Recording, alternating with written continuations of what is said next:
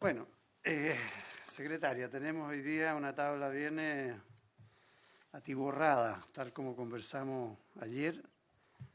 Tenemos el proyecto que crea el beneficio social de educación en nivel Sala Cuna, que se financia con el Fondo Solidario, y el proyecto que modifica la Ley General de Educación con el objeto de establecer la obligatoriedad del segundo nivel de transición de educación parvularia y después, a las 12:30, el proyecto de Ley de Migración y Extranjería. Así es, presidente.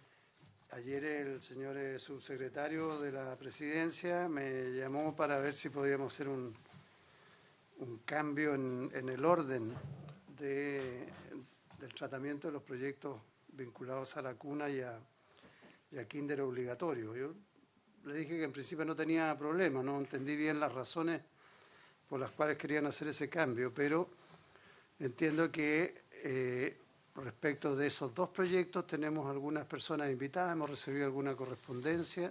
Así es. Yo no sé si hacemos un cambio realmente o no, los tratamos igual. ¿A quién tenemos Lo que primero? pasa, presidente, si tenemos gente ahí, yo creo que es bueno que opinen y debe estar la subsecretaria por ahí también, en educación, pero démosle un rato, un límite total, digamos, Sí. porque no vamos a votar hoy día, sino que nos empezamos a reincorporar en esos temas. Sí. Y después, Lo que pasa es que quiere el gobierno... ¿Sí? me decía Soledad que la nueva ministra de la Mujer, Macarena Santelice, porque en ese ministerio está el tema de la sala cuna. No está muy interiorizada ella en el asunto, pero en definitiva del gobierno a ese proyecto, ¿quién viene? Bueno, lo que pasa es que nosotros planteamos estos dos proyectos, digamos, por los senadores se dijo que los invitados iban a exponer respecto de ambos proyectos. Y en el caso de Sala Cuna lo lleva el Ministerio de la Mujer, que está invitada, y en el caso del otro proyecto no lo lleva el Ministerio de la Mujer, lo lleva el Ministerio de Educación. Y viene la subsecretaria de Educación Parvularia a presentarlo.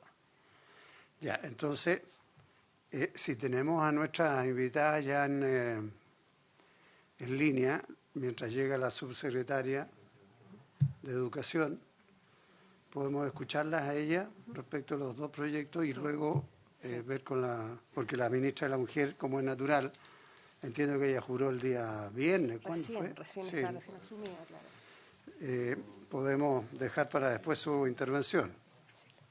Presidente, acaba de llegar en este momento precisamente el informe financiero del proyecto de kinder obligatorio, que ayer se habían solicitado actualizar estos financieros y ese llegó recién. Hay también una pequeña cuenta. Sí, es la cuenta primero y después seguimos. Sí. Bueno, en primer lugar se recibió una excusa para el tercer proyecto de la tabla. El ministro del Interior y Seguridad Pública se excusa de asistir al proyecto sobre migración y extranjería y por encontrarse impedido de asistir por compromisos previos. Entiendo que va a estar el subsecretario conectado vía Zoom. También, presidente, se recibió una carta en que la presidenta de FANOR VTF solicita se dé lectura de una presentación a los señores senadores por el proyecto de ley de Sala Cuna. No sé si le parece que la... Sí. Entonces, en síntesis señala... Presidente, perdón, ¿y si la leemos cuando entremos al proyecto? Bueno, ¿Parece? también puede ¿Cierto? ser. Ya, gracias. También puede ser. Recién había llegado también otra nota de la Confederación Nacional VTF, también respecto de ese proyecto, que por lo tanto dejamos para ese momento. Y una excusa de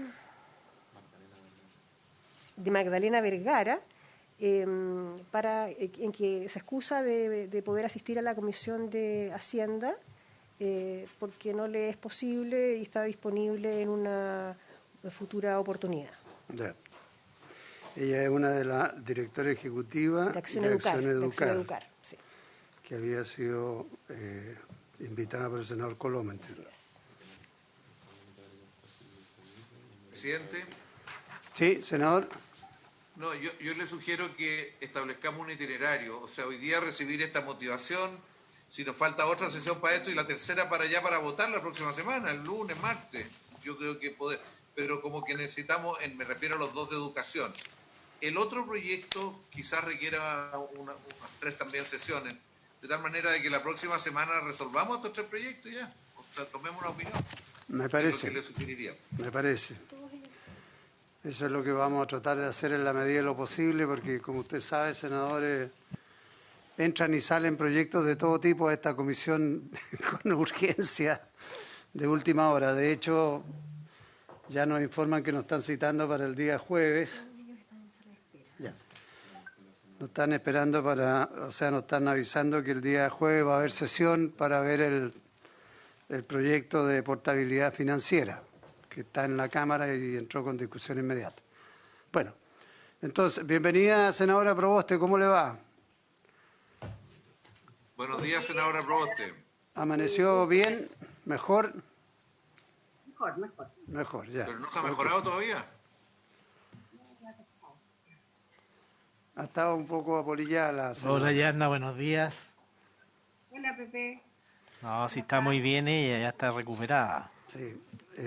Bueno, entonces, procedemos a tratar de escuchar las personas que han querido poner en los dos temas. Y tenemos...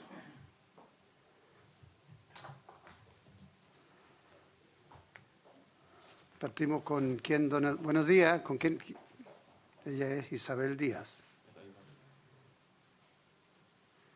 Desde el Instituto de Igualdad. No alcanzo a leer ahí. Marcela Pardo. Hola, buenos días. Tienen que conectar el micrófono por lo menos para saludarla. Sí, hola. Hola, buenos días. Sí, hola, buenos días. Cintia Adlestren y Silvia Izaguirre también está. No lo alcanzo. Hola, buenos días. Hola.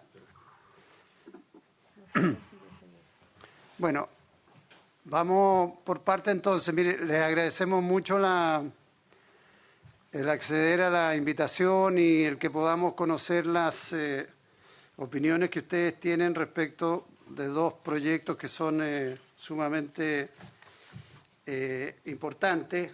El proyecto de ley que crea el beneficio social de educación a nivel de sala cuna y el proyecto de ley de obligatoriedad en el segundo nivel de transición de la educación parvularia. En la práctica vamos a escucharlas, van a opinar sobre los que quieran, sobre los dos temas o uno en específico, ustedes nos van diciendo. Buenos días, senador Lago, ¿cómo le va? Entonces vamos a proceder en primer lugar con la señora Marcela Pardo, que es investigadora del Centro de Investigación Avanzada en Educación de la Universidad de Chile. Señora Marcela, Sí, tiene la palabra. Sí, muy bien. Un par de preguntas solamente para clarificar sobre el procedimiento. Pensaba hacer una presentación con PPT. Ajá. Que las voy a compartir entonces. Y luego, no sé si tienen un orden respecto de los proyectos, si presento sobre uno de los proyectos y luego discutimos o me hacen preguntas y a continuación el otro o todo Sí. de corrido. Yo le pediría que, si van a hablar de los dos proyectos, primero hablen del de obligatoriedad en el kinder y después a la cuna. Si les parece, Perfecto. si alguna va a hablar de uno, bueno, nos dice nomás sobre qué tema va a ser. Y respecto a la presentación, yo supongo que se puede hacer, ¿no? Yo les puedo compartir pantalla en ese caso. Entonces, Ya. bien, voy a partir por el proyecto de kinder obligatorio. A ver, algo pasa que no. A ver, no les voy a mostrar la presentación porque algo pasa que no me la está mostrando acá, pero bueno, sí se las voy a poder comentar. Muy bien. Entonces parto por comentar el proyecto que crea el beneficio social de educación en el nivel de sala cuna. Bueno, para comenzar lo que quisiera señalar es que considero que existe gran consenso nacional sobre los objetivos que guían este proyecto. Son los que están aquí enunciados: fomentar la participación laboral femenina, promover el principio de corresponsabilidad, superar la discriminación por número de trabajadores, disminuir las brechas salariales, garantizar que todos los niños menores de 2 años tengan derechos a la cuna e incorporar elementos de solidaridad. La verdad es que considero que al respecto hay gran consenso en el país sobre eso, y no es sobre eso, sobre los objetivos del proyecto, en lo que me quiero concentrar. En lo que me quiero concentrar es que el proyecto tiene una limitación que considero fundamental, que es que omite la dimensión educativa de la sala cuna. Y la verdad es que esto es bien serio, puesto que la educación, el componente educativo, no se puede ir de la sala cuna. Y para esto tenemos fundamentos bien importantes. El primero es que internacionalmente, hace 20 años está consagrado que el derecho a la educación comienza desde el mismo momento del nacimiento. Todos los niños tienen derecho a su desarrollo desde que nace, y así lo ha ratificado Chile también. Y en segundo lugar, en el caso particular de nuestro país, la sala cuna es formalmente, por ley, parte del sistema educacional, de manera que no existe fundamento para omitir el aspecto educativo de este proyecto, por más que sea un proyecto de beneficio laboral. Y la verdad es que hay aspectos relativos a la educación bien importantes que tener en consideración. En concreto, yo me quiero concentrar en que el proyecto desatiende el problema de la calidad en la sala cuna. Y como todos sabemos, hoy día la literatura, es ampliamente difundida la literatura sobre este aspecto. La baja calidad en educación parvularia en general, y también en el nivel de la sala cuna con respecto a los niños más chicos, puede ser perjudicial, o sea, puede deteriorar el desarrollo de los niños. Y hay numerosas investigaciones que han establecido que las distintas dimensiones del desarrollo se pueden ver negativamente afectadas por una educación parvularia de baja calidad. Es decir, los niños pueden recibir perjuicios en su desarrollo socioemocional, cognitivo, de lenguaje y en el futuro en su desempeño escolar. En lo que respecta a la sala cuna, en esta materia, es bien conocido que, para quienes estamos familiarizados con este campo, que la sala cuna conlleva internacionalmente, alrededor del mundo, pero también en Chile, una larga historia de asistencialismo. Lo que quiere decir que la sala cuna no ha buscado históricamente el desarrollo de sus niños, sino que ha asumido un efecto de guardería. Es decir, los niños van a la sala cuna a satisfacer sus necesidades más básicas de seguridad física, de alimentación y de cuidado. De manera que el componente educativo, donde se promueven aprendizajes y desarrollo, ha quedado relegado. Y no podemos, por lo tanto, dejar de estar alertas sobre este aspecto cuando tenemos un proyecto que busca ampliar la matrícula en sala cuna.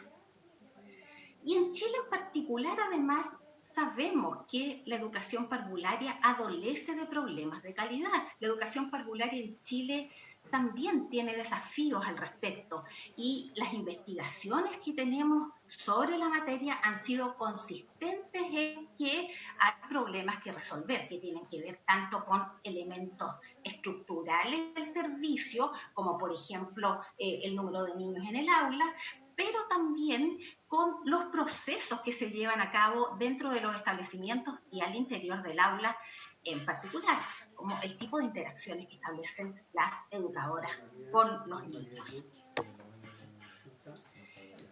En estos términos, es delicado que el proyecto propicie la entrega del beneficio de la sala cuna mediante las salas cunas privadas. ¿Y por qué razón esto es así? Voy a explicar cómo está formulado el proyecto. El proyecto establece 2 requisitos para acceder al beneficio. Lo primero, uno de ellos, es contar con reconocimiento oficial del Estado para aquellos establecimientos que reciben fondos públicos. Estos establecimientos obligatoriamente están sujetos a la supervisión pedagógica obligatoria por parte de la Agencia de la Calidad.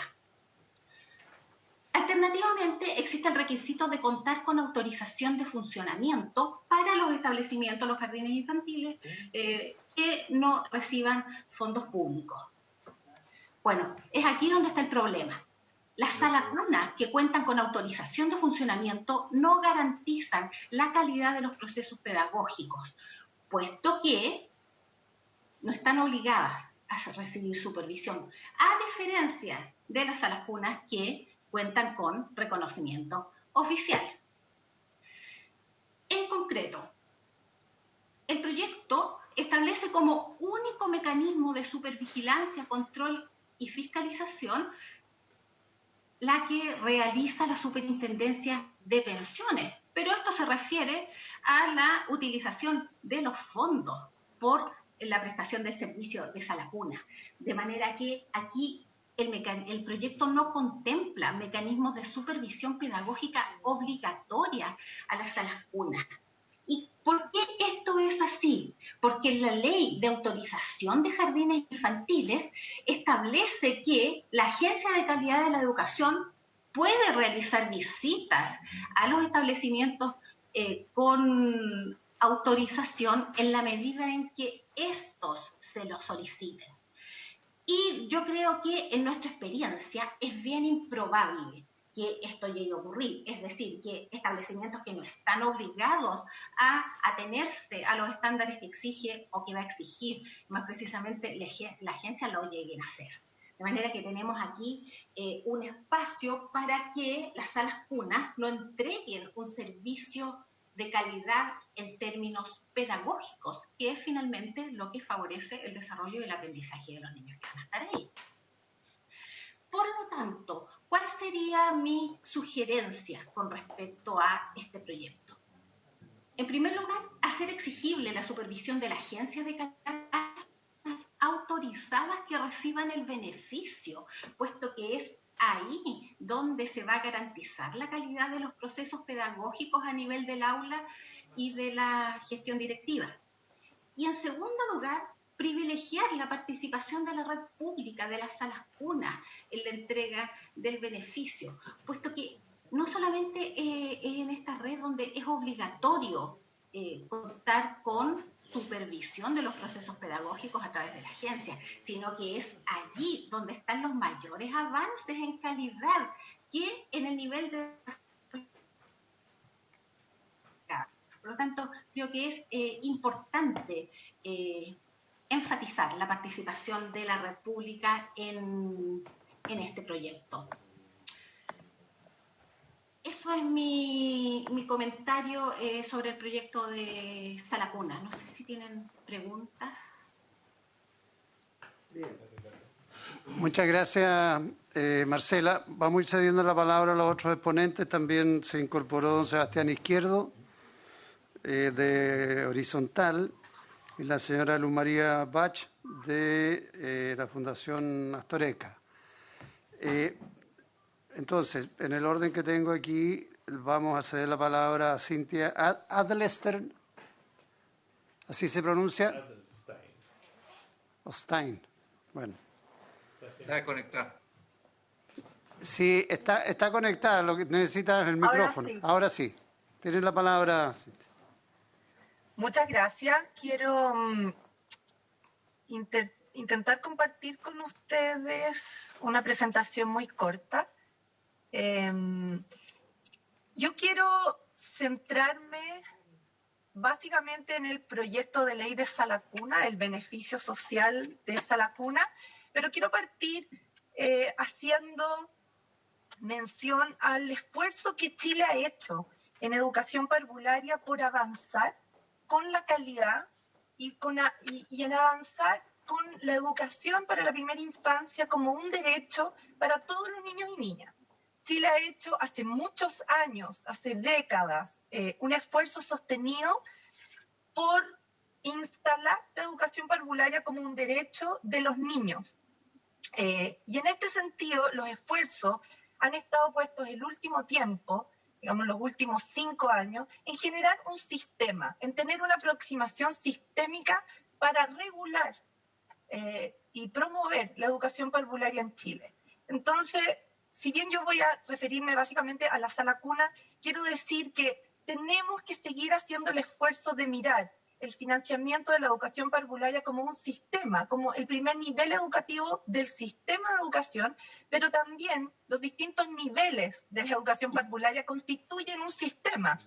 Y en ese sentido, el acceso a la sala cuna, el financiamiento de los niveles medios, la obligatoriedad del kinder o del nivel transición, son 3 leyes, 3 proyectos que tenemos que poder mirar con una aproximación sistémica, porque lo que hacemos en un subnivel de la educación parvularia y las decisiones que tomamos ahí no pueden fragmentar el sistema, por el contrario, tienen que generar sinergia. Entonces, dicho esto, quiero decir que en general, tal como lo planteaba Marcela, el proyecto de ley, este beneficio, ¿cierto?, que ha sido llamado Sala Cuna Universal y que ahora entendemos es un beneficio para los cuidadores principales de los niños, es una buena noticia.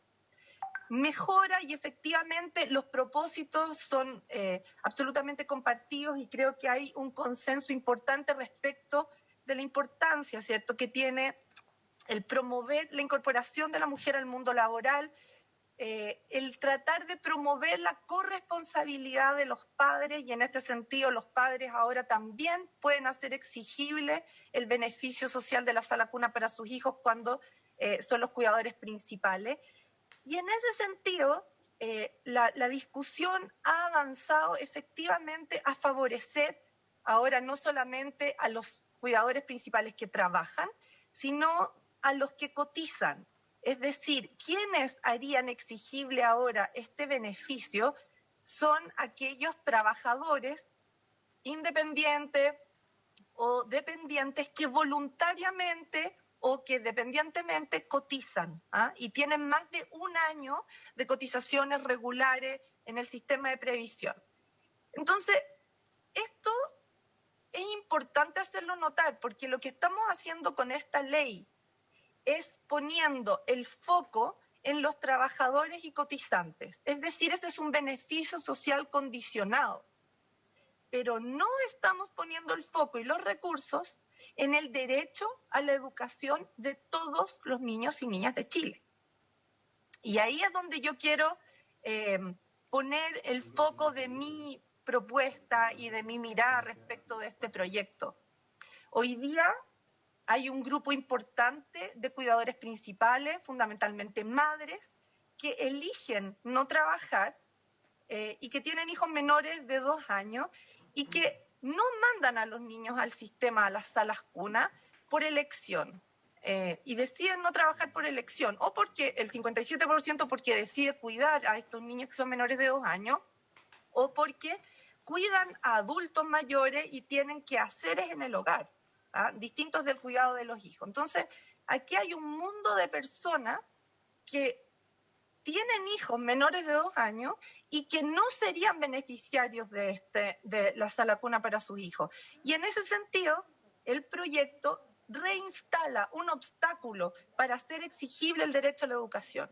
Hoy día tenemos que entender que el financiamiento tiene que estar puesto en el acceso a la educación parvularia para todos los niños y niñas, independiente de la condición de cotizante o laboral que tengan sus padres. Cuando nosotros miramos lo que la OECD nos dice en sus informes,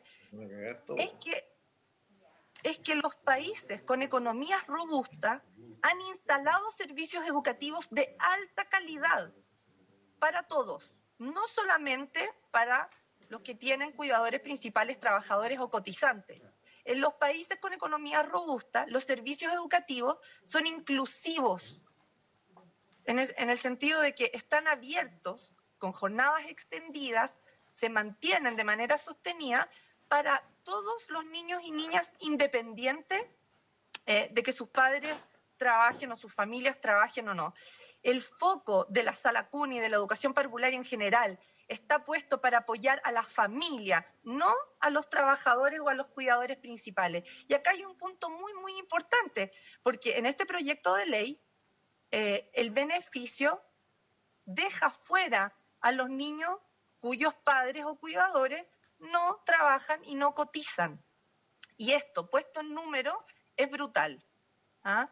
Entonces yo quiero reponer aquí a los niños como beneficiarios de la educación y del derecho a la educación desde el nacimiento, desde la sala cuna, porque esto está consagrado en nuestra Constitución, está consagrado en la Convención de los Derechos del Niño, donde se establece que todos los niños tienen que poder acceder y hacer ejercicio de la educación, de este acceso a la educación en igualdad de condiciones. Acá lo que vamos a hacer es privilegiar a los niños que son hijos o hijas de trabajadores o de cotizantes voluntarios. El Estado en este proyecto no se hace garante del derecho a la educación, ¿sí? Segrega a los niños, insisto, cuyos padres tienen ciertas condiciones laborales distintas a las que establece la ley, ya voy a mostrar eso, y no estamos apoyando a la familia en su rol insustituible de formación, sino que estamos apoyando efectivamente a los trabajadores. Entonces, cuando nosotros ponemos esto en números, lo voy a desagregar en un momento, nos encontramos que hay casi 82.000 niños que quedarían excluidos. Estos 82.000 niños que quedan excluidos no son abordados por Chile Crece Contigo, ya voy a explicar por qué, pero ¿quiénes son estos niños que quedan excluidos? Que son casi el 12% de los niños de 0 a 2 años.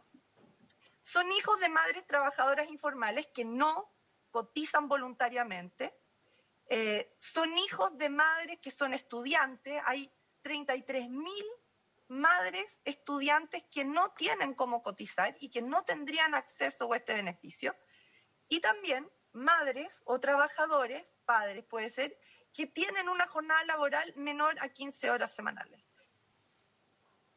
Con estas madres y padres trabajadores informales, estudiantes o con trabajos part-time, sumamos casi 82.000 niños que quedan excluidos del beneficio de la sala cuna.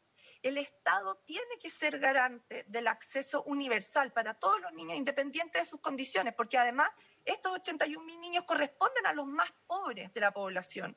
Es decir, esta ley, este proyecto todavía no logra resolver, con las enmiendas y las observaciones que se le han hecho, no logra resolver el hecho de que se reinstala un mecanismo para favorecer y privilegiar a hijos de trabajadores. ¿Qué nos diferencia a nosotros de los otros países de la OECD en términos de sala cuna? Lo que nos diferencia es que nosotros estamos poniendo la sala cuna al servicio de las personas que trabajan y cotizan, y no al servicio del ejercicio de los derechos. No estamos instalando y resguardando servicios educativos de calidad. La OECD ha mostrado que los resultados de salas cunas y educación parvularia de calidad ocurren cuando los niños pueden acceder a este servicio de manera sostenida. Cuando los padres quedan cesantes y hacen uso del beneficio por el tiempo que el seguro de cesantía les permite, igual fragilizamos el acceso a la educación y el derecho a la educación de todos los niños. La educación parvularia necesita calidad y eso necesita un financiamiento basal. Necesitamos asegurar que todos los niños puedan acceder con cierto financiamiento asegurado, que no dependa del trabajo y de las imposiciones y de la previsión social de sus padres. Eso es lo que tenemos que resolver en este proyecto y es lo que nos haría posicionarnos como un país avanzado, como los países de la OECD, que tienen economía robusta y que han entendido que la educación parvularia es un sistema y un bien público, no un atributo de las familias que tienen trabajo. No, quiero terminar diciendo que Heckman, de Premio Nobel de Economía hace varios años, hace más de 10 años que nos está diciendo que la inversión tiene que partir desde el nacimiento. Mientras más invertimos en educación de calidad desde los primeros días del nacimiento, desde los primeros años del nacimiento, más rentabilidad social generamos en el país. A medida que los niños crecen y que la inversión que hacemos va teniendo cada vez menor rentabilidad.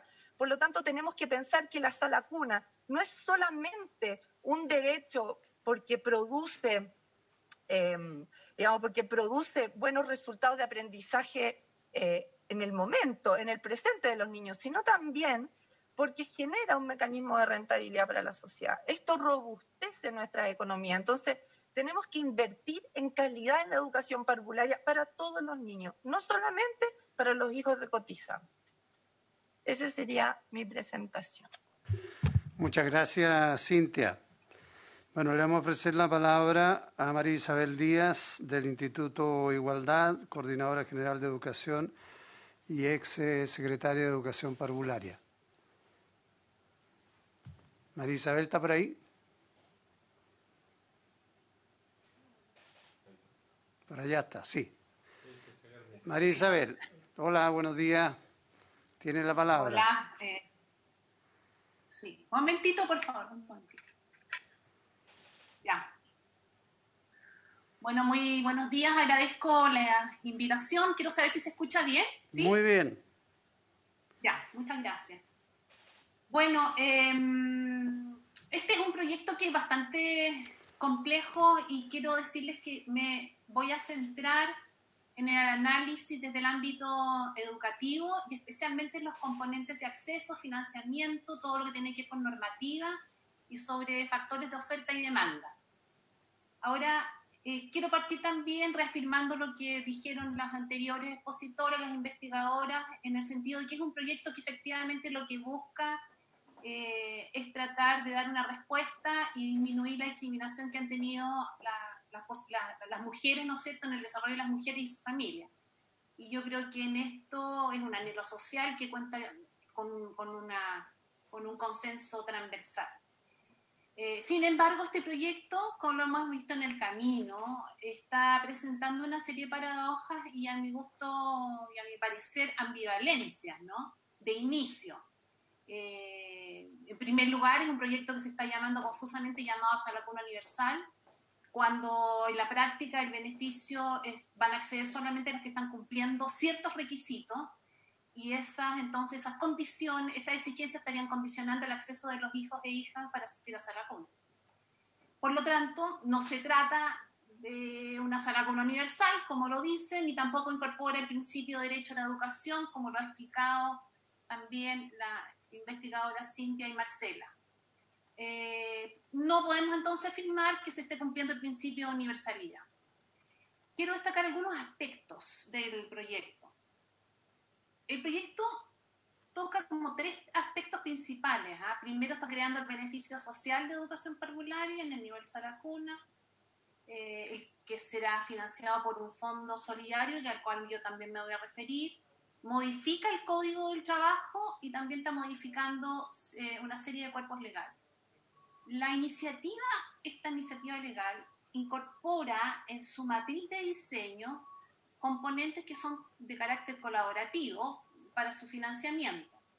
Es decir, la totalidad de los trabajadores contratados por el Código del Trabajo aportarán el 0,1% de sus remuneraciones imponibles a un fondo solidario, que se está creando especialmente para esos efectos. Ahora, para acceder a esos beneficios que se extienden hasta que el niño cumpla los 2 años, es decir, los 24 meses, se requiere cumplir, como lo mencioné anteriormente, determinados requisitos y condiciones. Se define entonces que el Estado contribuirá en su financiamiento a través de 2 modalidades, y las estoy resumiendo. Va a aportar con recursos específicos al Fondo Solidario, un total anual de 225.792 UTM, redestinando parte de la cotización que hoy va al fondo de cesantía. Y la segunda entrada de contribución es que coloca a disposición una red de servicios educativos, que son los jardines infantiles públicos, que funcionan efectivamente con recursos públicos. Es decir, a la base del proyecto uno podría decir que no habría gasto prácticamente fiscal adicional. El beneficio entonces para el pago de los establecimientos será mensual, su monto es de 514 UTM, conforme a su jornada laboral, como lo hemos visto. Incorpora además un monto por matrícula, que es una vez al año. Se estima un total de 258.000 pesos. Se precisa que la o el trabajador tendrá derecho a elegir el establecimiento, sea público o privado, ¿no es cierto?, a los que deberán contar con autorización o reconocimiento oficial de parte del Ministerio de Educación. Yo quería hacer como entrada, este contexto, porque me parece importante tratar de resumir aquellos elementos principales que caracterizan el proyecto. Voy a entrar ahora a las observaciones. En primer lugar, es fundamental que el proyecto de ley adquiera y vaya adquiriendo con más fuerza, porque ha hecho las intenciones, ¿no es cierto?, de tener una perspectiva más intersectorial. Debe resolver dos grandes desafíos de políticas públicas. Por un lado, tiene que derribar todas las barreras para la incorporación de la mujer al mercado laboral, que sabemos que tenemos un pendiente importante ahí hay unas cifras ahí, hay unas estimaciones que se colocaron en el mismo proyecto y que van avanzando, y también responder al derecho a la educación desde los primeros 2 años. Entonces hay dos intenciones de política pública que tienen que converger. Y ya hemos visto que ya tiene debilidades en ese plan. El proyecto, tal como está enunciado, queda atrapado en una paradoja. Al haber excluido al sector de educación en los inicios de su formulación, este proyecto yo lo vengo siguiendo desde que partió. Y cuando lo empezamos a analizar, nos dimos cuenta inmediatamente que faltaba el sector de educación. De hecho, no estaban ni las firmas ni las personas presentes ahí para poder haber aportado a resolver aquellos temas que se fueron presentando en el camino. Yo diría que los efectos de la exclusión de educación que se ha intentado resolver, estoy clara, durante su tramitación, porque se logró subir a educación, no logra resolver las consecuencias que tendrá esta política pública en el sistema educativo. Hay vacío, yo veo inconsistencia respecto a principios, a normativas, hay elementos jurídicos que todavía falta resolver, que yo entiendo que también se hicieron esfuerzos en la Comisión de Trabajo, y también financieros. Y yo diría que no permiten resguardar el bienestar integral de los niños y niñas en base a un enfoque de derecho. Eso ya reafirmado también por las anteriores expositoras. Por tanto, se aprecia ahí una falta de coordinación importantísima, tanto en el funcionamiento del mismo sistema educativo, como también en las iniciativas que hoy se están desarrollando en el sector de educación, como lo voy a explicar más adelante, que es, por ejemplo, el proyecto de ley que incorpora la subvención de 2 a 4 años. Respecto a las estimaciones de financiamiento, los ejercicios descritos utilizan supuestos que a mi juicio también son cuestionables. Por ejemplo, cuando estiman cupos en jardines infantiles, yo creo que se está sobrevalorando las capacidades ociosas que tienen hoy día esa red de jardines. Y de alguna manera no está considerando aquellas normativas que están dando prioridad al 60% de los niños más vulnerables.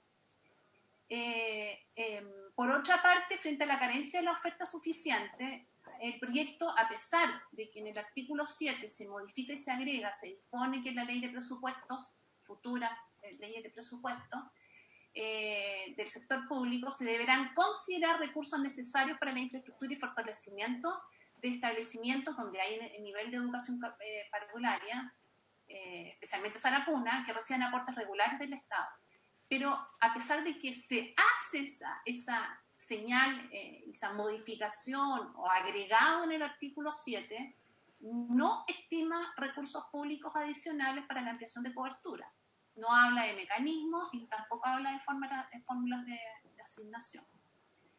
Voy a pasar ahora sobre las proyecciones de oferta y demanda. Este es un proyecto bien complejo porque tengamos presente, mirando el informe financiero, que para el primer año es un proyecto que se extiende hacia 10 años la gradualidad. El primer año, cuando esté en ejercicio, se van a necesitar cerca de 1.000 a 1.400 nuevas aulas. 1.400 educadoras, 4.000 asistentes. Este es un ejercicio rápido, pero que está sincronizado por las características de la educación parvularia. O sea, si uno diría, son como cerca de 400 jardines infantiles. Para los cerca de 30.000 nuevos niños que se incorporarían al sistema, en función de ejercicios que consideran una tasa de ocupación del 40% de acuerdo al comportamiento que se estudiaron de los países que integran la orden. Respecto a estas estimaciones, yo creo que es muy valioso contar con las bases de cálculo. Nosotros estuvimos investigando el informe financiero y la verdad es que no logramos despejar y desagregar las bases de cálculo. para poder tener proyecciones de respuesta del sistema, que es un sistema que va a estar bastante estresado, ¿no? Las proyecciones indican que en 10 años habría cerca de 50.000 nuevos niños causantes, ¿no es cierto?, los que se conocen así como causantes del beneficio, ¿no?, utilizando como tasa, insisto, del uso del 40%. Hoy tenemos más o menos la aproximación en el sistema, en sala cuna, 100.000 niños, que representa un 20%, ¿no es cierto? Por tanto, habría una brecha para llegar a ese 40% potencial, pero que yo entiendo que no serían los 50.000, o sea, no me calzan los números allá. A mi parecer, estos ejercicios de simulación deben ser depurados, la actual ocupación del sistema público y privado, cuál es el perfil de las madres que hoy están en el sistema, en fin, hay una serie de antecedentes que sería muy necesario poder complementar para poder estimar cuánto se va a presionar al sistema y de tener una capacidad de respuesta sobre ello. Siempre se ha pensado, ¿no es cierto?, de poder sumar a los jardines infantiles particulares pagados. Este proyecto estima la incorporación de jardines infantiles particulares pagados.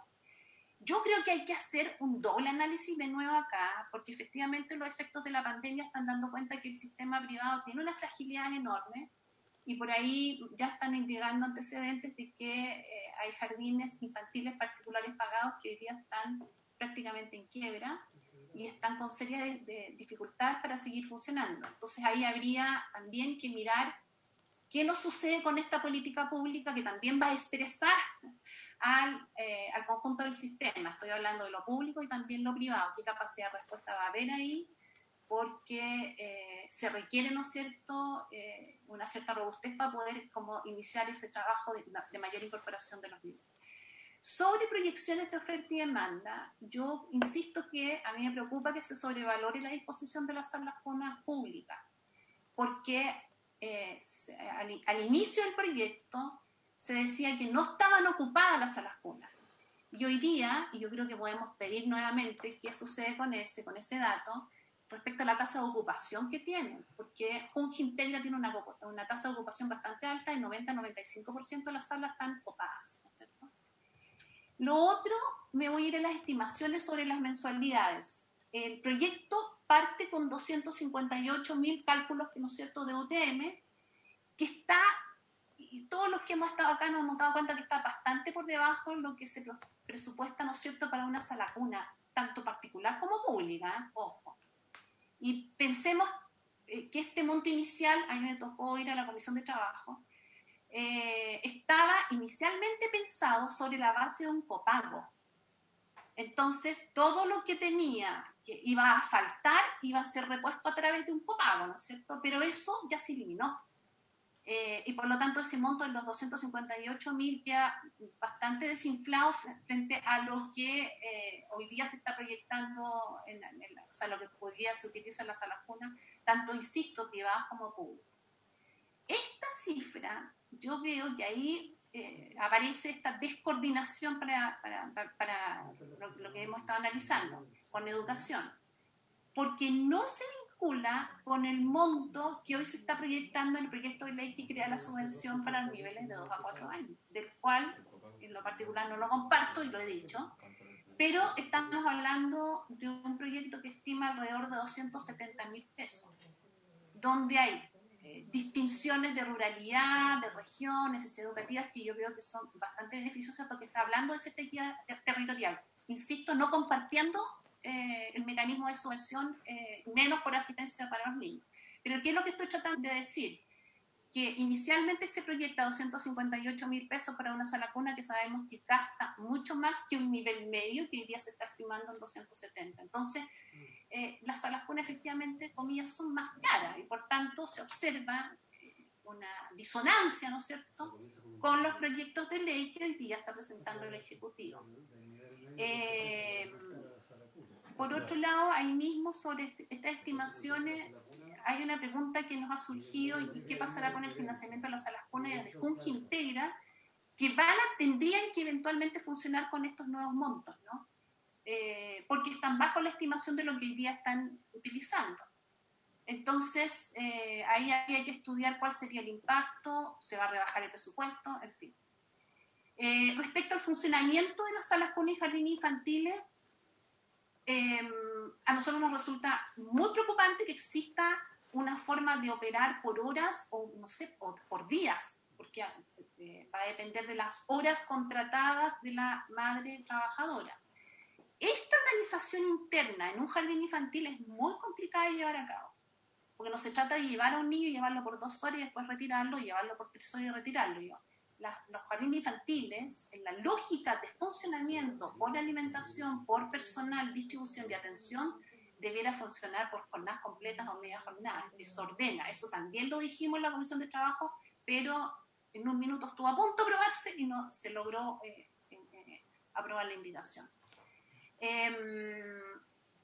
Respecto al sistema y su funcionamiento, la gran pregunta es qué va a pasar con los niños cuando cumplan los 2 años. En el sistema privado van a tener que salir del establecimiento o van a tener que continuar pero pagando, y en los públicos la pregunta, ¿van a poder continuar por la presión que va a tener el sistema? Entonces ahí yo creo que hay que estudiarlo también, dado que es un sistema que prioriza a los grupos más vulnerables en el sector público. ¿En qué se está pensando para dar respuesta a eso, no? Por otro lado, organizaciones internas de las salas cunas muchas veces extienden la permanencia, y hay una cosa bien rebuscada, pero muchas salas cunas hoy día del sector público y también del privado, no es que llegan hasta los 2 años, sino que se extienden hasta los 2 años y medio. Eso está autorizado por decreto. Se llama lo que se reconoce como las salas cunas heterogéneas. Entonces, ahí hay también elementos de organización interna que hay que estudiar muy bien, porque impacta nuevamente lo que estoy diciendo al sistema. Y María Isabel. tema, sí, estoy terminando ya. Ya. Sí, yo diría que si estamos pensando en crecer, yo creo que este proyecto está invisibilizando una serie de factores críticos, que se tiene que pensar en el diseño e implementación de la expansión de cobertura. Estamos hablando desde la disponibilidad de terrenos, brechas de personal, medidas para asegurar todo lo que es la continuidad en los siguientes niveles. Entonces, es un proyecto que hay que complementar, perfeccionar en una serie de aspectos que hemos ido visualizando, y que yo muy dispuesta a colaborar en que podamos poder trabajar en ello. Muchas gracias. Muchas gracias, María Isabel. Voy a dejar con la palabra a Luz María Bach, de la Fundación Astoreca. Más o menos entre unos 7 minutos, una cosa así, 8, para poder tener la opinión de todos. Tiene la palabra, Luz María.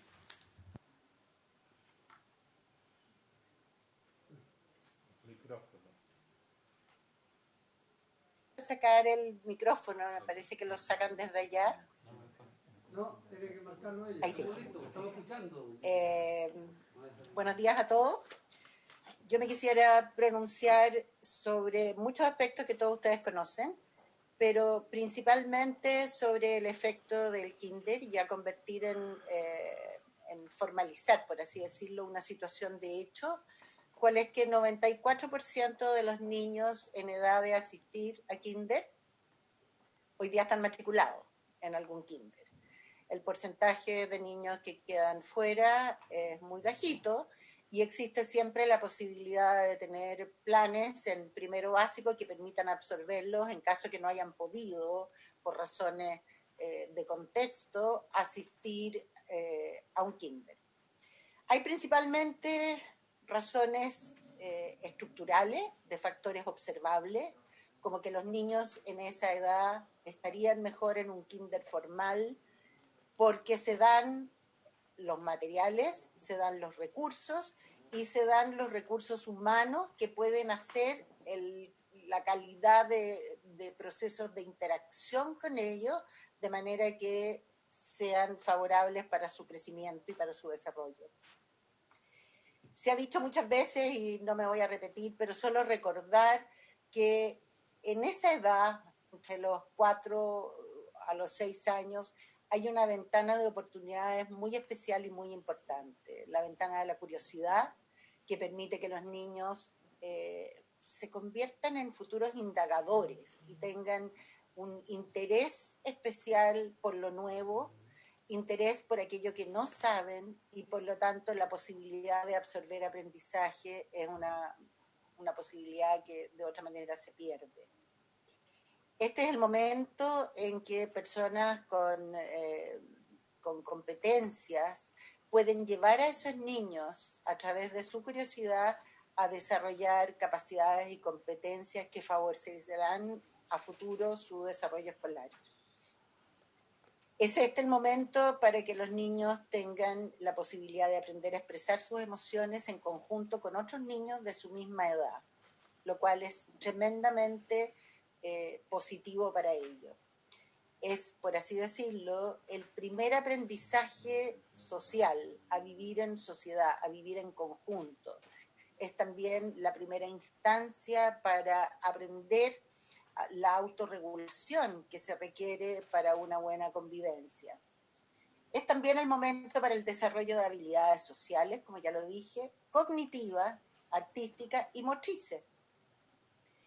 Es también el momento para hablar de la importancia de buscar un pensamiento predictivo, que es lo que va desarrollando a futuro el pensamiento lógico. Este es el momento en que los niños pueden aprender a través de patrones matemáticos, de números, a mover su pensamiento desde lo concreto a lo simbólico, la cuna del pensamiento abstracto que requerirán a futuro. Es el momento para el desarrollo del vocabulario, y sobre esto me detengo un momento. Hay algunos estudios, unos más profundos que otros, algunos me voy a referir a los chilenos. El reconocimiento de letras y palabras claramente marca una diferencia en los rendimientos futuros de los niños.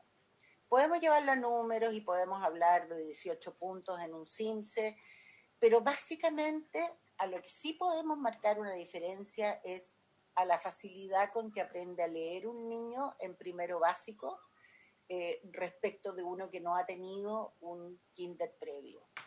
Voy a hablar un minuto acerca de la experiencia que tenemos en Astoreca atendiendo a niños de la mayor vulnerabilidad y a quienes con el método MATE adaptado por Astoreca tenemos leyendo aproximadamente en el mes de julio de primero básico.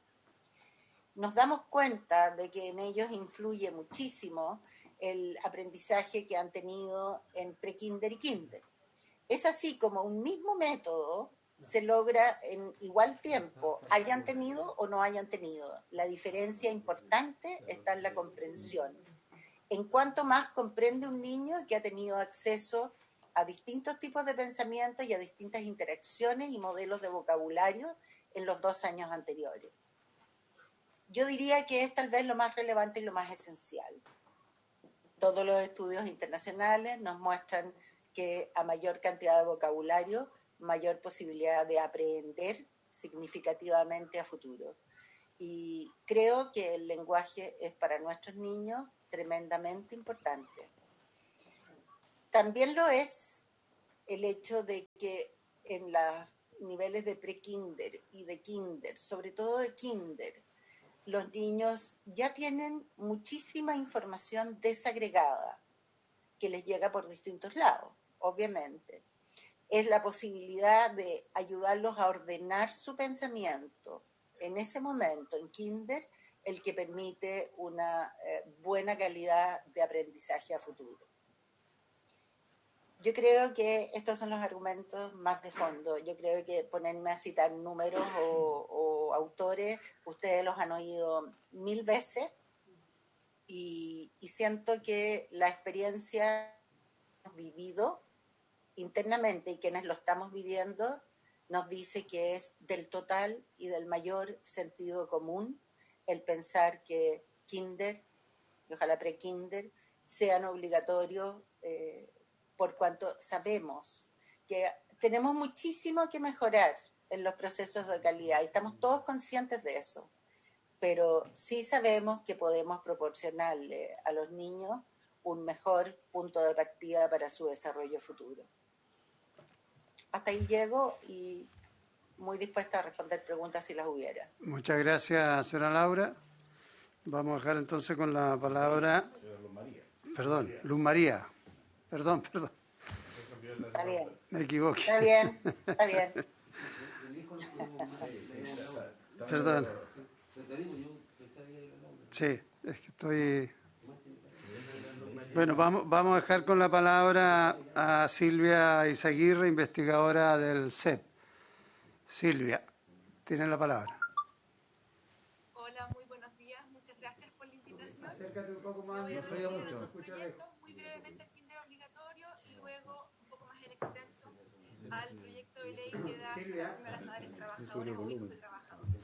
Aló, Silvia. Silvia, por favor, tienes que acercarte más al micrófono porque no alcanzamos a escuchar. O subir el volumen. O subir el volumen, una de dos. ¿Me escuchan ahí o no? Un poquito mejor, pero no sé si por el volumen tuyo. Tal vez tiene un mano libre puesto y Ay, lo tienes lejos. no sé, es lo mejor que puedo hacer. Bueno, voy a ponerlo así, me van a ver entonces la cara, pero ahí se escucha. Ahí sí, mejor. ahí sí. Sacó mano libre. No se te ve, pero se te escucha. Ya, no me van a ver la cara, pero van a escuchar la voz. Aquí uno o lo otro. Bueno, está bien. Aquí no podemos ajustar el cuerpo completo. Lo importante es escuchar. Bueno, respecto al kinder obligatorio, muy cortito, el kinder obligatorio responde a un mandato constitucional. El año 2013, el Senado y el Parlamento unánimemente aprobó esta modificación constitucional que establece el kinder obligatorio, y lo que hace esta ley, 6 años después, demasiado tarde, es materializar este mandato constitucional. Y, a ver, no muchos tienen kinder obligatorio. Entonces, es necesario hacer. Resulta que la evidencia dice que la estimulación temprana tiene un tremendo efecto en el desarrollo futuro de los niños, y el asistir a un establecimiento formal de educación parvularia tiene efecto a partir de los 2 años, ¿ya? A partir de los 2 años.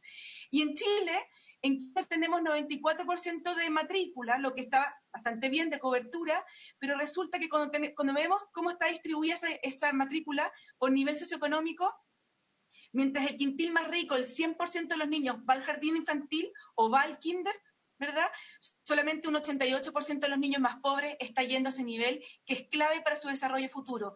La evidencia muestra que asistir al kinder, ¿verdad?, tiene enormes repercusiones en el desarrollo cognitivo y socioemocional de los niños posteriormente. Por lo tanto, es una señal política a las familias de la importancia que tiene la educación parvularia, y en especial el último nivel de la educación parvularia, y este proyecto lo que hace es materializar eso, y el efecto que se espera, ¿verdad?, es que alcancemos los niveles de los países de la OCDE, que tienen cerca de un 98-100% de cobertura, ojalá eliminando las brechas socioeconómicas que terminan empeorando la calidad. Eso respecto del kinder obligatorio. Respecto de la sala cuna para madres trabajadoras, creo que es importante entender por qué este proyecto. Este proyecto no tiene en su base y en su esencia un fin educacional. La evidencia dice que la estimulación temprana es fundamental, pero no existe evidencia del impacto en el desarrollo socioemocional cognitivo de los niños el asistir a la sala cuna. Más bien la evidencia que tenemos es que entre elegir estar con la madre o ir a una sala cuna, la evidencia es mixta o favorece el estar con la madre. Por eso los países de mayor bienestar en el mundo lo que han hecho es favorecer periodos de postnatal mucho más extendidos, de 1 año o incluso en algunos países de hasta 3 años, ¿ya? Por lo tanto, es importante entender que la Declaración de los Derechos Humanos no establece la sala cuna como un nivel de acceso universal y gratuito, y los países de la OCDE no tienen asegurado este nivel con acceso universal y gratuito. En la mayoría de los países hay que pagarlo, ¿verdad?, y no es universal la sala cuna. Por lo tanto, ¿cuál es el objeto que tiene la sala cuna? Y así se ha extendido también en los otros países. Tiene por objeto el favorecer la inserción laboral maternal, ¿ya? Dado que en muchos países son las madres las que se hacen cargo de los niños más pequeños. Eso ha ido cambiando con el tiempo y hoy día tiene por objeto la inserción laboral de los padres. ¿Por qué en Chile es tan importante? Si ustedes miran cómo se distribuye la pobreza, ¿quiénes son la gente que es más pobre de este país? ¿Cuál es el grupo poblacional más pobre de este país? Los niños. 18% de los niños viven bajo el nivel de la pobreza, versus los adultos mayores, que es el grupo menos pobre, donde solamente el 6% de los adultos mayores viven bajo este nivel de pobreza. Cuando miramos este 18% de niños que viven bajo el nivel de pobreza y miramos su constitución de familiar, Estos pertenecen en su mayoría a hogares monoparentales con jefaturas femeninas, y esa jefatura femenina no tiene acceso al trabajo. La pobreza, y en esto sí que hay mucha evidencia, es el principal factor del estrés tóxico que causa en los niños problemas cognitivos, socioemocionales y socioemocionales. Y es uno de los principales factores que tenemos que atacar. Uno de los impedimentos de las madres para poder acceder al trabajo tiene que ver con no poder tener un lugar para dejarlo a su cuidado. Hay otros factores también, hay veces que tienen que preocuparse de adultos mayores, etcétera. Pero uno de los obstáculos que tenemos es que no tienen dónde dejar a los niños. Hoy día, la ley laboral solo favorece a las mujeres que trabajan en empresas con 20 o más trabajadoras mujeres. Y esto tiene un doble efecto negativo. Primero, desprotege a todas las mujeres que trabajan en las pymes y en las medianas empresas, a las mujeres independientes, ¿verdad? Que son el grupo de mujeres más vulnerables, con rentas más bajas. Y además, a las mujeres que trabajan en empresas con 20 trabajadoras o más, le da un castigo, porque entonces las empresas tratan de contratar ojalá 19 mujeres o menos para no tener que pagarse a la cuna, y por lo tanto hay un castigo a la contratación de mujeres, y además hay un castigo en el salario. Hay estudios que dan cuenta cómo el derecho a la cuna para las mujeres que trabajan en estas empresas las termina castigando, pues el empresario debe pagarles por culpa de ellas, por así decirlo, la salacuna. Este proyecto sin duda mejora las condiciones actuales que hay hoy en día, aumentando la cobertura a muchísimas más mujeres y niños de estas mujeres, pero además terminando con los castigos en empleabilidad y salario de las mujeres, al desvincular la contratación de mujeres con el pago, ¿verdad?, de la salacuna, que son dos aspectos importantes que tiene este proyecto de ley. Por lo tanto, me parece que es un proyecto bien orientado a estimular la inserción laboral femenina, cuidando a esos niños. Ahora, ¿qué se requiere para que este proyecto sea efectivo y las mujeres lo puedan usar? Dos cosas son importantes y lo dice la evidencia internacional. Uno, flexibilidad de jornada. En los otros países, en la salacuna, entre más flexible la salacuna, muchas más mujeres pueden hacer uso de ellas. Cuando los niños son muy pequeños, muchas veces las madres no tienen trabajos formales, sino que tienen trabajos informales o independientes y no requieren, por lo tanto, o no quieren dejar a sus hijos 8 horas al día, sino que quieren dejarlo a veces en la mañana o días alternos o 4 horas, etc. La evidencia muestra que la flexibilidad es un instrumento fundamental para poder responder a las necesidades de las mujeres. Y el otro aspecto clave que se mencionó acá tiene que ver con cómo aseguramos la calidad. Hoy día, la calidad está asegurada de forma muy precaria en el sistema de salacuna. En lo que hay, ¿verdad? Lo que había antes era solamente la Junji y el rol Junji que entregaba esa fiscalización. Ahora se creó en 2015 la autorización obligatoria que exige criterios mínimos a todos los jardines y salacunas del país y que va a ser supervisado por la Superintendencia de Educación, y eso es algo que no existía. Y además los jardines infantiles y salacunas que reciban recursos del Estado van a tener que tener el reconocimiento oficial, que va a ser también supervisado por la Agencia de la Calidad. Por lo tanto, hoy día las exigencias que tenemos respecto de calidad son mayores. Creo que uno podría ver la forma de vincular la Agencia de la Calidad o la supervisión de la Agencia de la Calidad respecto a los jardines que reciban a estos niños, ¿verdad? Yo creo que eso no habría problema, pero hay que también ser realistas y darse cuenta que si bien la Agencia de la Calidad tiene el mandato de orientar y monitorear la calidad de la educación parvularia, hasta la fecha no lo ha hecho con ninguno de los jardines que existen ni que tengan reconocimiento oficial. Por lo tanto, ahí hay una tremenda tarea pendiente.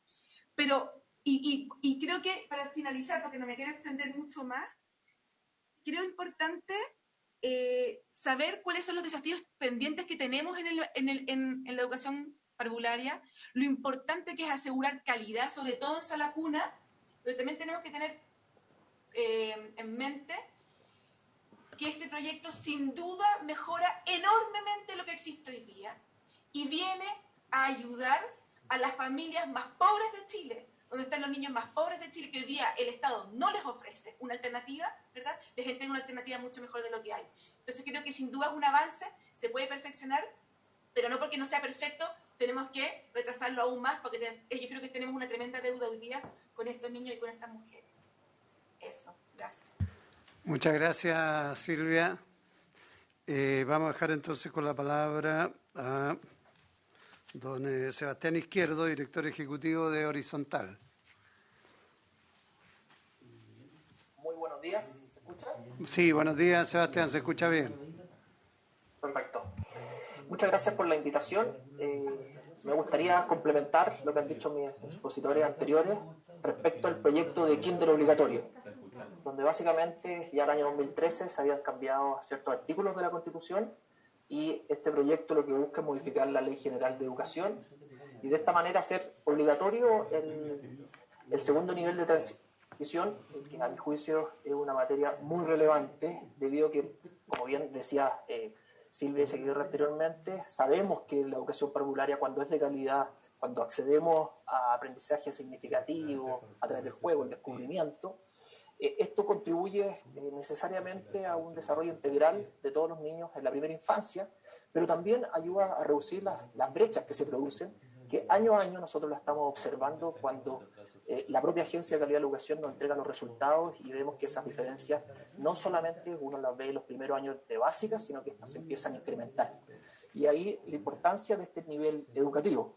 Hemos avanzado, es cierto, si uno ve las últimas décadas, se ha modificado varias veces la Constitución, haciendo este nivel obligatorio, el reconocimiento de este nivel, el año 2003 creo que fue muy importante, el acceso gratuito al segundo nivel de transición, los esfuerzos que se han hecho con seguir aumentando los recursos y la cobertura con mayor infraestructura, la autorización de funcionamiento que debe velar por la propia intendencia de la Superintendencia de Educación, los esfuerzos que está realizando la Agencia de Calidad de la Educación y los diferentes proyectos que hoy día estamos conversando. Pero la verdad es que uno se debe hacer la pregunta, bueno, ¿y qué pasa con aquellos niños que no están siendo beneficiados? Me refiero que, no sé, por ejemplo, el año 1990 la cobertura era bastante baja de los niños de 5 a 6 años, es decir, a los que debieran haber asistido a kinder. Estamos hablando que 1 de cada 2 niños, 50%.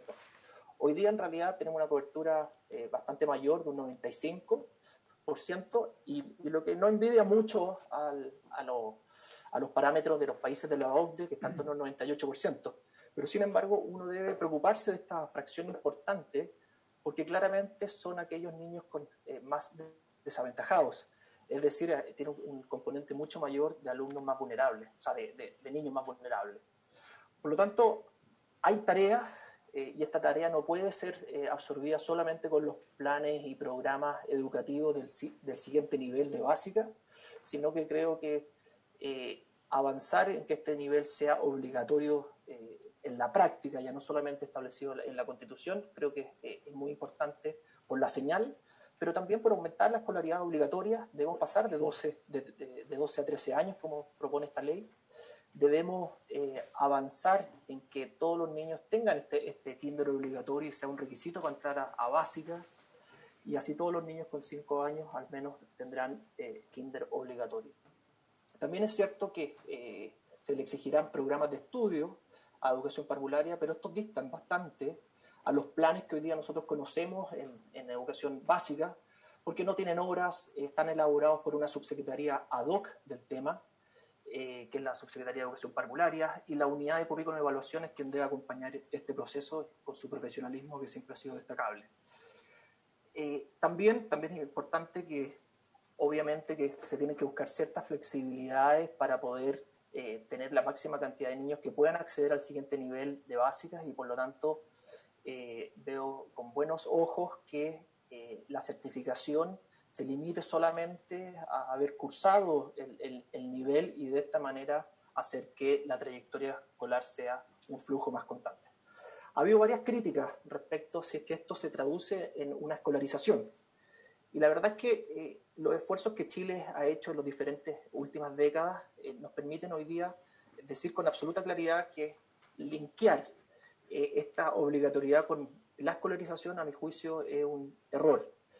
Al contrario, lo que nos dice la evidencia empírica, que muchos de nosotros hemos mencionado varias veces, es que mientras antes se inicie la trayectoria educativa, mejor va a ser para nuestros niños y niñas a lo largo de todo Chile. Y por lo tanto, esta fracción de niños que está quedando fuera del sistema educacional debe ser impulsado fuertemente a través de las gestiones que tiene que hacer el Ministerio de Educación para llegar a los estándares mínimos que por lo menos tiene la OCDE. Respecto a otras críticas también sobre la escolarización, también es importante que el Ministerio de Educación ha tenido grandes reformas institucionales. Hoy día existe una nueva institucionalidad, un sistema de aseguramiento de la calidad que se llama Sistema de Aseguramiento de la Calidad en Parvularia Básica y Media, es decir, le exige desde sus orígenes tener que diferenciar estos niveles y poder adecuar todos sus instrumentos para poder reconocer adecuadamente este nivel que es totalmente diferente a los niveles posteriores. También existen varias otras críticas respecto si es que el Ministerio de Educación va a poder incorporar este porcentaje mínimo, pero a la vez son miles de niños que están quedando fuera hoy día. Y la verdad es que si uno observa las cifras, estamos hablando de que casi 9 de 10 están ya incorporados en capacidad disponible en el sistema, si es que uno utiliza la información que nos brinda el sistema de admisión escolar. Por lo tanto, ese desafío yo creo que es bastante probable de que se pueda cumplir. Por lo tanto, creo que es importante, estimada comisión, aprobar dicha ley y la verdad es que el desafío que nos apronta esta obligatoriedad en realidad es cómo hacemos que la calidad llegue a esta mayor cobertura, y creo que ahí debiéramos poner los esfuerzos, el rol de la Agencia de Calidad de la Educación en poder incorporar realmente este nivel como lo ha hecho la Intendencia de Educación Parvularia, la Superintendencia Escolar, es materia muy relevante y por lo tanto creo que el desafío está en manos de la Agencia de Calidad de la Educación para poder orientar este nivel de la mejor manera y de esa manera tener una mejor calidad de educación en este nivel. Muchas gracias, espero no haberme pasado el tiempo, lo hice bastante breve.